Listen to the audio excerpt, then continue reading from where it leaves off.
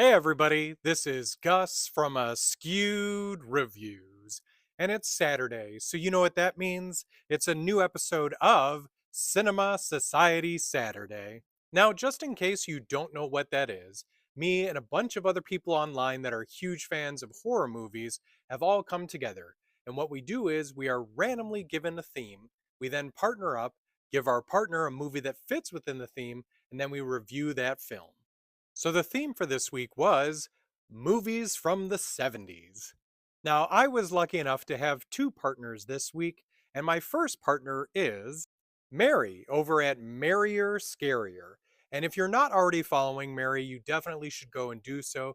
Not only does she have really fun content, but she's just such a sweet individual, and you'll learn that very quickly while watching her videos.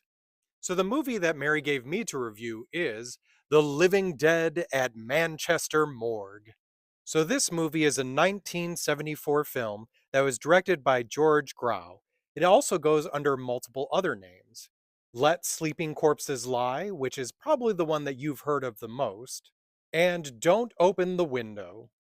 But I'm going to be doing my review under the name The Living Dead at Manchester Morgue, as that's the one that Mary gave me. Also, if you're trying to watch this movie for yourself, that was the only title that came up when I looked it up on Prime. So here's the concept for the film, or at least as best as I can describe it. There's a man traveling to his new home on his motorbike. He stops at a gas station when a woman, unfortunately not paying attention, backs up into the bike and it needs to be repaired. Now, the man and the woman come to an agreement that they will then travel together for the time being.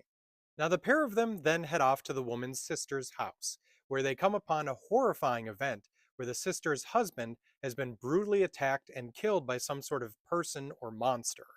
Now, because the local police are absolutely terrible at their job in this movie, they think it was actually either the sister or this man or this woman that actually took out the husband.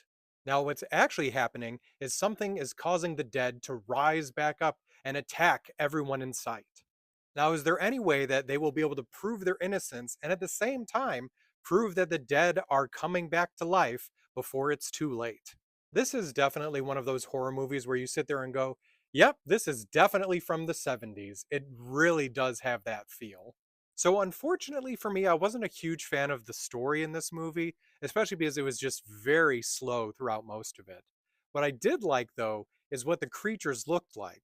The zombies in this film do look pretty cool, and I especially like the context that they chose for them. So, if you've never seen this one before, I do at least recommend watching it once. Mind you, it's not terrible. I would be willing to watch it again, just probably not for a while. So for me on my scale, I'm going to give this movie a 2 out of 5. And of course, as I mentioned earlier, definitely go and follow Mary if you're not already doing so. Let's see if we can try to get her up to 2,000 followers as quickly as possible. Also, another great reason to follow Mary is soon you'll be able to watch the review for the film that I gave her, which was the 70s film Magic. I hope you enjoyed this episode of Cinema Society Saturday. There's going to be another episode out later on today. As I mentioned, I do have two partners for this week. And if you want to watch what everyone else in the group is putting out for their videos, just look up the hashtag Cinema Society Saturday.